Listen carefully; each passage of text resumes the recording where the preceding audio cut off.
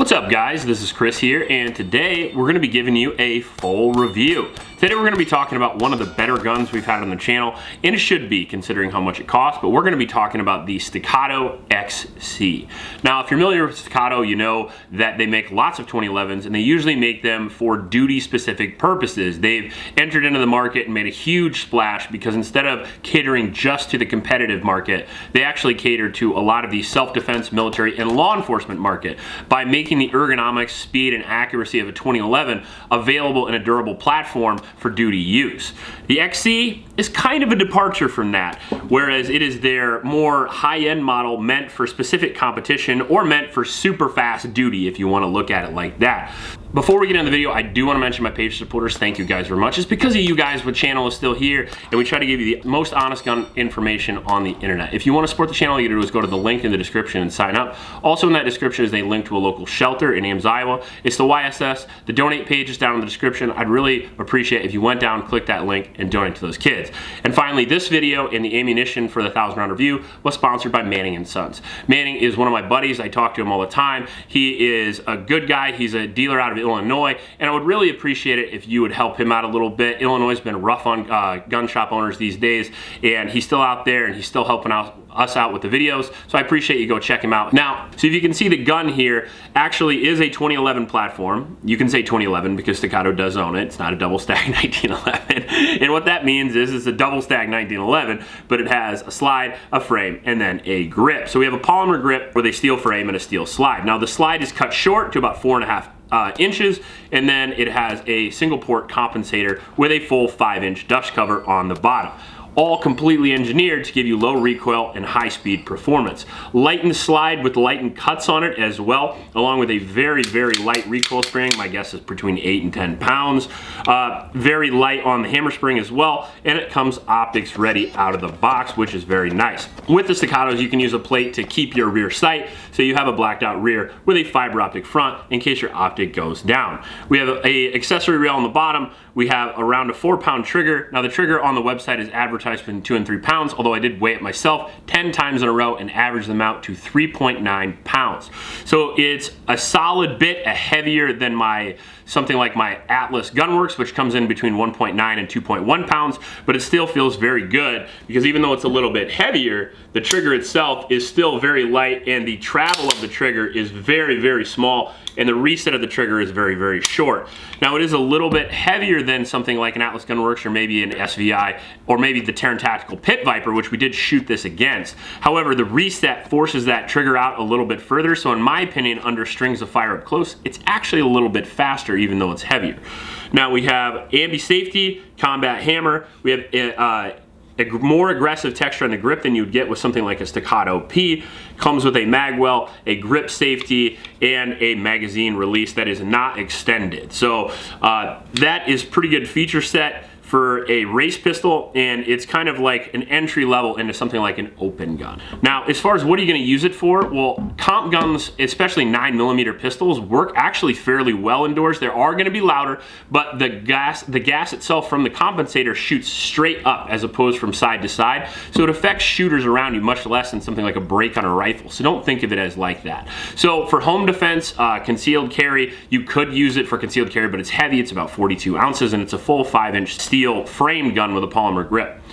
So it's about the same size as the 1911. Now for home defense, I think this thing really shines. You could take this to a competition. It's legal in 3-gun open gun division, and I'm going to be shooting this in 2-gun matches for the next year or so, and this is going to be kind of a 1,000 round review. You're going to get 2, 3, and 4,000 round update, I'm sure. So matches and home defense is really where this gun shines. You could also use it for tactical use, law enforcement, and military as well, which is where a lot of these guns are end up finding themselves lately, which is kind of crazy. If you see an average police officer with a souped up Staccato these days, it's pretty funny considering the contrast between where they were 10, 15 years ago, where a lot of duty guys wouldn't even touch these things. So as far as the reliability portion of the review goes, I think we had 1 failure overall, and that was probably due to magazine or ammunition, and I think we have something like 1,200 rounds for this right now. It's between 1,000 and 1,200. I stopped counting at 1,000, and what we've been using is a variation of magazines, and I think that's where we found the malfunction.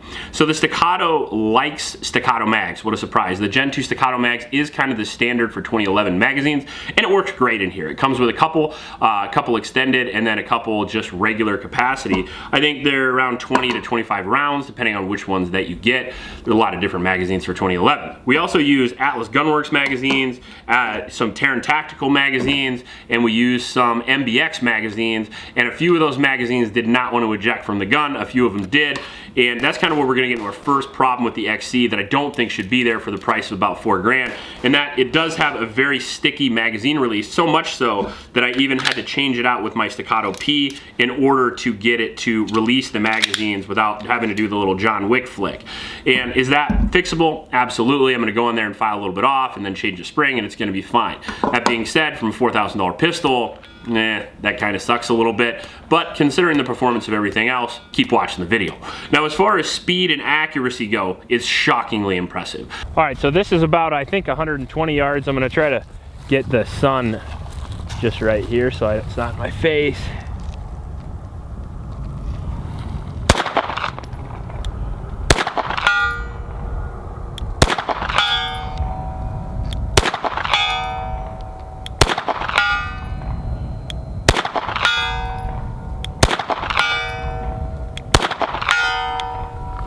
How's that for accuracy?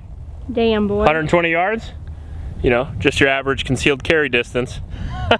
I've already won a bullseye competition with this that required shooting 4-inch plates at 40 yards, so that gives you an idea of what kind of groups you're capable of with the single action trigger and the SRO and the full I think it's a cold hammer forged bull barrel that Staccato uses in here that's shockingly accurate. Again, we're talking about 2 inches-ish at 50 yards if you do your part. Very, very accurate and very, very fast. Everything about this gun is designed to have low recoil. From the grip that you are able to achieve, the positive ergonomics of the gun, the light and slide, the comp, the heavy nature of the dust cover and the overall weight of the gun, plus the lightweight and quick reset of the trigger gives you split times that you won't believe, and you absolutely cannot achieve those with a stock gun. Like, you can, yes, if you're somebody like Jerry Michalak or JJ Racaza, but like for the normal person, I know people say you can't buy performance, but you kind of can. You can buy some. You can't buy skill, but you can buy some.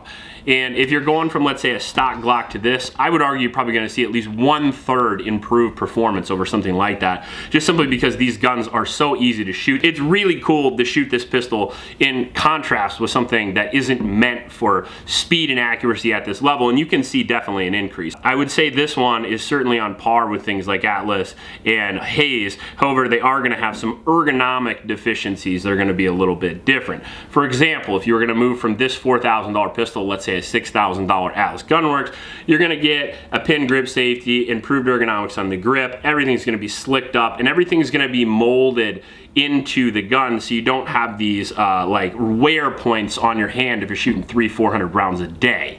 Now, you're not going to notice any of those differences from the $4,000 to $6,000 pistols unless you shoot all the time, shoot for a living, and it's really a habit of yours. That being said, sometimes they're nice to have, sometimes they're not, but for most people, this is going to be more than enough gun to do anything you would ever need to do.